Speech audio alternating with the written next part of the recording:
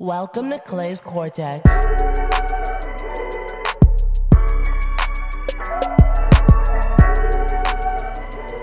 What is up, y'all? Welcome to the next episode of Clay's Cortex, the podcast. My name is Curtis Van Wyk, or the head of Curtis Clay Training here at Woodinville, Washington. I just got to tell you guys, I haven't been posting as much. I've been doing podcasts like bi-weekly due to the fact that I've been busy, right? So I don't need to justify it, but I just want to let you guys know the reason why that has been is because my wife and I are pregnant. Sorry, my wife is pregnant, but we are having a baby, and her due date, we just announced it on Instagram like not too long ago, and the due date is Christmas Day. So, and the date today is, what's the 6th? Yeah, it's December 6th, so we're getting pretty close. So I've been really focused on that, getting bags packed, so forth, and just kind of getting mentally ready for that, for our son. We're having a son to come. I can't reveal the name. One person has guessed the first name. It's kind of a mystery, I guess we'll post it the day of. But I wanted to come to you guys today. I did a post on my personal Instagram page, which is just Curtis Clay Training on Instagram. And it was a picture of this frame that I got with a picture of Einstein in it. And I'm a big fan of Einstein.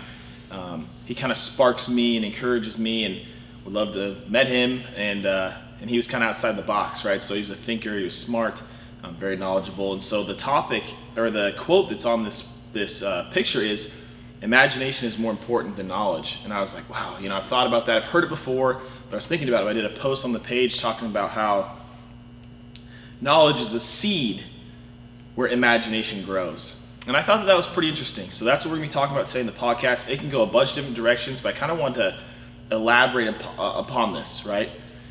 And I might make this a two-part. I don't know yet. All right. So if you don't follow me on Instagram or the Clay's Cortex, check it out. Just type in Clay's Cortex, the username, you'll find it. It'll pull up. And you'll be able to, check out what's coming up throughout the week, clips of the podcast. I'm gonna start posting pictures more and more of what's kind of like in my mind, what's going on, because that's what the podcast is about, right? Inside my mind, essentially. I guess you could call me Clay, and I'm always being molded. But anywho, that's what we talk about this episode. And so what we're gonna be talking about is knowledge plus imagination. So I'm gonna kind of dive into this. When it comes to being an exercise professional, strength coach, whatever you want to call yourself, if you look on Instagram, if you look on YouTube, you look anywhere, right? There's so many people doing so many different things, and their imagination is high, which is not a bad thing. The thing that we have to understand is that you have to apply science or actual research to those concepts, and you have to be okay with maybe you come up with an idea and that idea doesn't work well, right? And I'm also going to talk about business when it comes to that too. But the topic of this is knowledge plus imagination is what I titled it, but it's kind of stemming from that quote of knowledge is the seed of imagination, or imagination to grow. And the reason why I say that is because when I first got out of college, I got a degree in the field, exercise health science from Kennesaw State. Go Owls, right? Who's that? I can't do an owl sound. My wife does it pretty good though.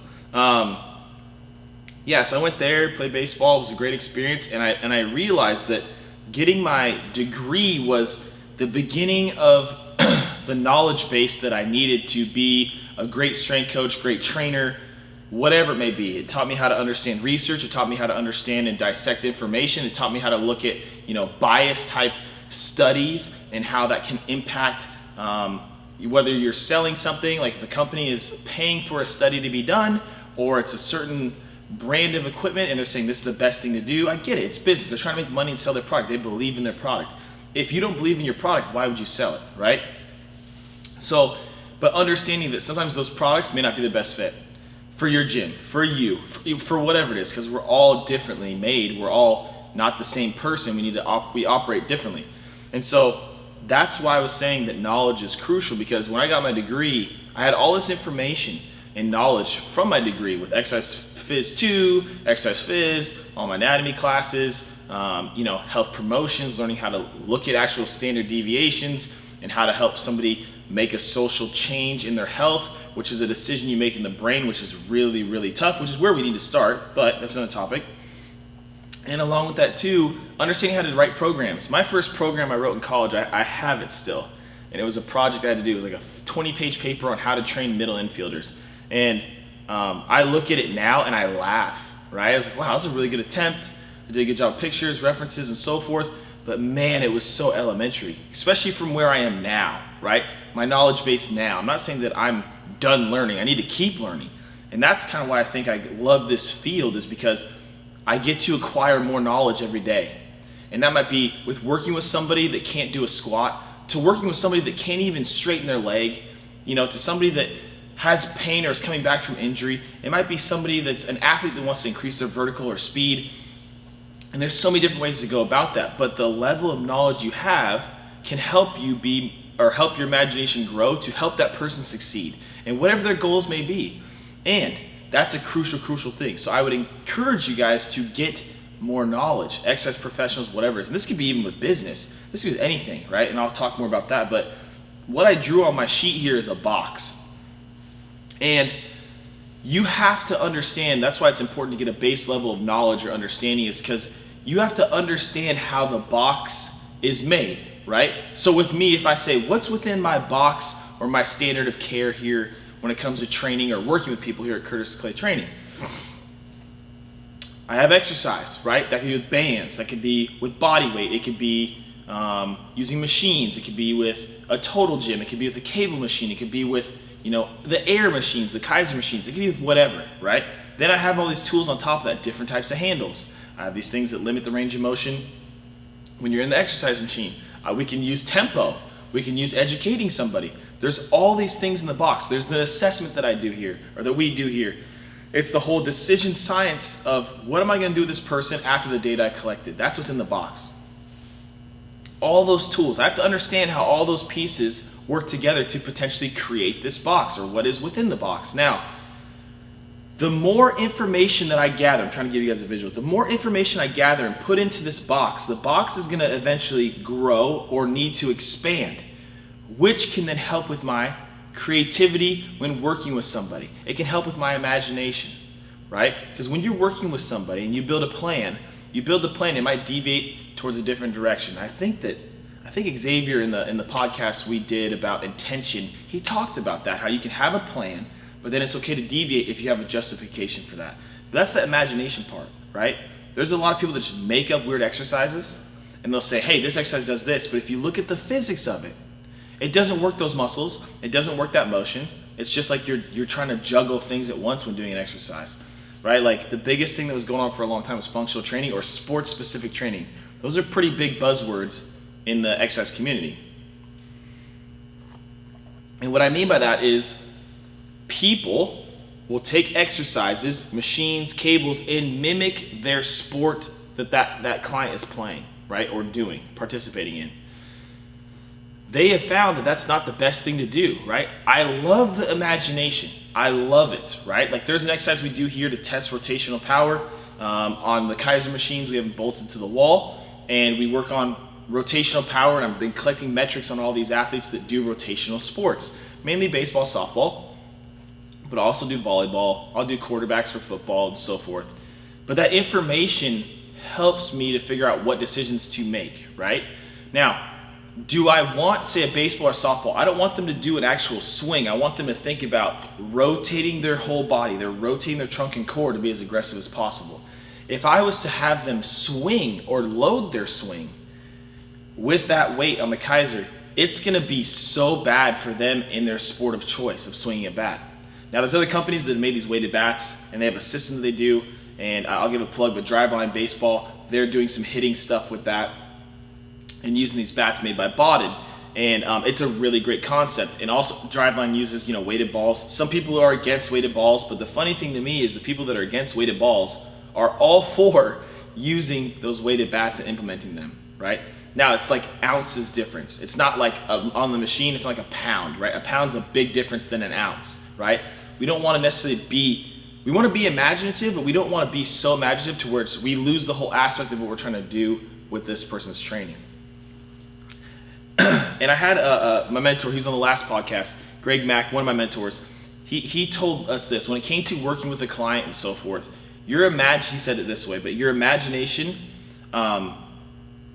is limited, or the level of imagination that you have is based off of your current level of knowledge. And the more knowledge that you get, the more you can actually think outside the box and be imaginative, because you have all this knowledge of different pieces and how they can work together. And that's why I think it's important to learn, to grow. A lot of times what happens is either, and I've seen this a lot, I have people that I went to college with, they'll get their degree, they'll get one certification, which is fine, and they will say, I'm done learning. You should not be done learning. This field of exercise is a science field. And there's a guy named Charlie McMillan, Reese Manchester's his other name. Dude's brilliant. He actually does exercise research. He's got a little lab in his basement. I've never been there. I'd love to go there. He's very inspirational because he's actually being scientific with his training. But he said this whole thing of, you have to understand that you need to train and be specific with that person, right? And that's one thing that kind of stuck out to me also, right? So knowledge, limitations, so forth, but those things coincide, because the more knowledge that you get, the more your imagination can grow, right? Because you'll understand the ins and outs of all these different types of exercises, how the body operates, and then if you want to understand how the body operates, or to make a change in the body, you have to understand how it operates. I did a post a while back for the Curtis Clay Training _the Kiln Instagram page, and I was giving a comparison of muscles, the different types of muscles. I did a little video on it, and different types of energy systems that you train, right? And correction, I did it on muscles and different types of cars. Sorry, that was a different topic. So there's 2 different types of muscle types, not saying like cardio or cardiac muscle, skeletal muscle, not that kind of thing, but the different types of like unipennate, bipennate, multipennate versus different types of cars, right? So like a sedan and an SUV and a truck.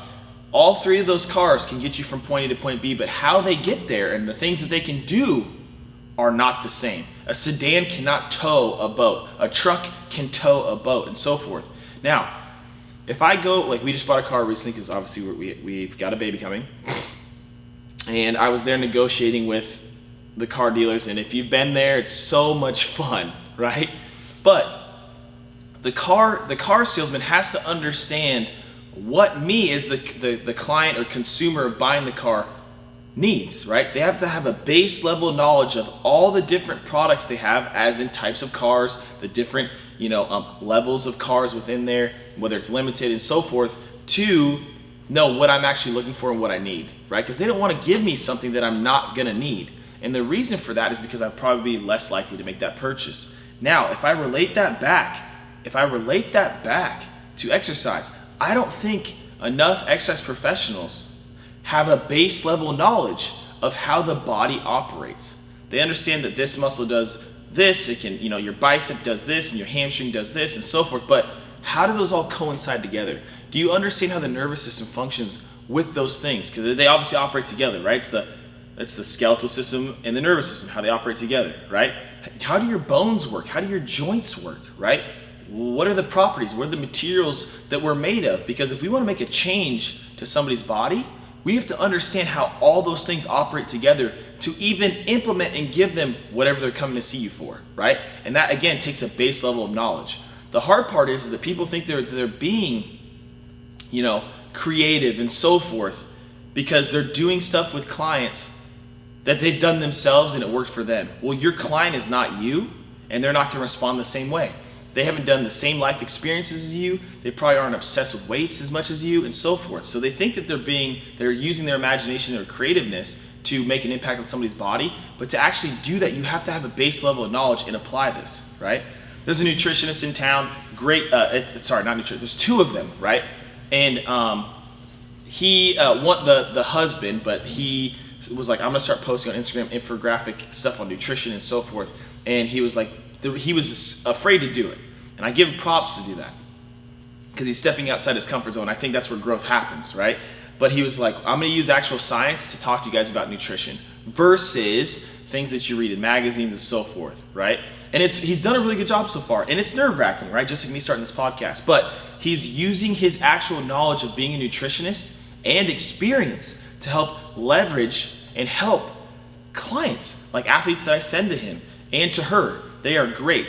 And they are trying to be as strategic and research-based as possible to make these adjustments with people's diets. Now, if they were like, hey, I'm gonna help somebody with nutrition, and I'm gonna have them eat how I eat. We're gonna eat chicken, broccoli, and rice every meal. We're just gonna count calories, so forth, so forth. Dude, not everybody's body's gonna respond the same way. And that goes back to people making decisions. If you wanna eat better, you're probably gonna eat better, right? You gotta tap into that, and that's a whole nother topic. But if I go back to this, I'll have some people probably saying on this podcast, or that are listening, they're probably like, I read books, or I listen, that's a popular thing. I listen to a lot of audiobooks, or I listen to a lot of podcasts where people are giving me information. That's great. Keep doing that, right? I do that. I listen to audiobooks, maybe one book a week, just to listen, because I don't want to watch TV and stuff. But the key with that, if you're reading a book or a topic to gain more knowledge, you should go and implement every single portion that book has taught you. Because until you do that, it's going to be really, really hard for you to say, I have this knowledge level. I understand how this works. Because just reading a book, but not implementing it, it doesn't mean that you retain the information, right? Because if you're like, oh, well, in this book, it says that we need to do a warm-up that takes 30 minutes, that's not feasible, right? Depending on what your business structure is. If you've got on the hour, every hour, you've got clients or a group, you've got to figure out a system to get their bodies prepped in an efficient manner and then get specific with them. And just going through this book that says you need to do a 30-minute warm-up of foam rolling and then stretching and then, activation work and all, like, dude, that's like 30 minutes that people don't have within their day. Unless you're a professional athlete and that's all that you do, right? Or your client comes in on their day off and they're here for 3 hours for a workout, which I don't think is feasible. Nobody's going to do that for a long period of time, right? The key with that when reading books and trying to gain knowledge is you need to try it. You need to see if it actually is true and if it works. And the thing is that it can work with some people and not work with others. And that's where your whole entire knowledge comes in. Okay, well, this person doesn't move very well this way, and doing this didn't help them, even though this other client that I work with, how they move is similar, it did work with them. It doesn't mean it works for everybody. So that's where you have to take your knowledge base and understand, hey, how can I be creative and help them, use your imagination based off your level of knowledge to impact them and help them with what their goals are, right? So the biggest thing that I found with me in business, right, is in my journey in business, I started this business in 2012, June of 2012, right? Which is pretty awesome, right? Like the circumstances of, I knew I wanted to start my own business so I could not be limited to what I do and what I provide to others. But I had to essentially step outside my comfort zone, which was rough. My wife was there cheering me on. She's always cheering me on, which thank you. I love you, dear. And I have adapted over the years, and it's 2019, it's going to be 2020 here soon. So within I'm going to say an 8-year span, I've gone from doing just training to going to a class on, like, I guess you'd call it corrective exercise and understanding how muscles function, muscle testing and so forth, to going to physics-based exercise training classes, which is RTS, which I'll put that link in the show notes, to going to Greg Max, who was on the last podcast, his course called Client Intake, which is now called Muscle System Specialist. And that course literally helped refine my journey, right? And I've been to many other courses along the way. I mean, a lot. I've been to Jacques' FNS course. I'll link that, Myotopia. All these courses help fill my knowledge box to help me have a base to explore and use my imagination to help my clients. I've had people come in that have gone to rehab specialists. Anyways, they've gone to physical therapists. They haven't had a good experience, right? Which is fine. Not every physical therapist is the same. I work with physical therapists. I refer to them. They refer to me, so forth. I have a network there, and also doctors. But say the person went there and they didn't have a good experience, and that was because of the fact that it was kind of like they felt like, I'm not saying this, they felt like when they went in there, it was a cookie cutter approach, and they didn't feel like what their needs were for their injury or pain sensation was addressed. Then they came to me, and I went through this whole hour-long to hour-and-a-half assessment that I do for part 1. They come back in and I sit down with them and walk them through. This is what I found based off of how your body moves, how your heart rate is, your blood pressure, all these different metrics or data points, and I built it out on a piece of paper, which I learned from Greg Mack's Muscle System Specialist course, on how to build a plan for them and what we need to work on first and the steps we need to do to help them reach their goals of feeling better or getting back to activity or whatever it is. Or maybe they just want to get in shape. without getting hurt. People really enjoy that. Now, the great thing that I was talking about is you've got to implement these things. As I was going through all these courses, I had my own business, and I was immediately able to, I had to make a conscious decision to immediately switch and add this thing in. And some of it stuck and some of it didn't. I'm gonna be real. Some of it really worked well, some of it didn't work well. And then some of the stuff that didn't work well with some people worked really well with other people. But I had to have that base level of knowledge and use my imagination to help those people reach their goals. So getting knowledge and just reading books is great, but you have to be able to implement it, right? And that's when your imagination can start to grow, right? Like for me, I'm a hands-on learner. I am also very visual. I've learned I'm probably more hands-on. When I get to do something, it sticks with me. Like it's boom, in there. It's in my head. So when it comes to that, and you're learning these things, you got to do it on yourself. Now, I'd recommend that if you learn something new or you're reading a book and you want to implement it on yourself first. Do it with yourself first so you can practice what you preach with your people. Don't ever put somebody through an exercise that you've never done. Do it. Test it out, right? If you look at the weight room, which how I look at it now is almost like a science lab. It's like a laboratory, right? Where I'm learning how to track everything. Do that, but track everything. What's the machine setting at? What is the tempo we did? Do we focus on the eccentric or the plyo on a 5 count, right? Or do we have them just focus on the negatives, whatever you want to call that? Or do we have them focus on just the concentrics or the myometrics? Those things I'm going to implement and keep track of all those things so that we can help that person adapt over time. Now, your level of knowledge, again, will help grow your imagination. And that's why I said that quote. And I was like, I love Einstein's quote because I'm a big fan of Einstein. He was different. He didn't conform. You know, the thing that I thought was really cool about him is that he would buy the same exact clothes.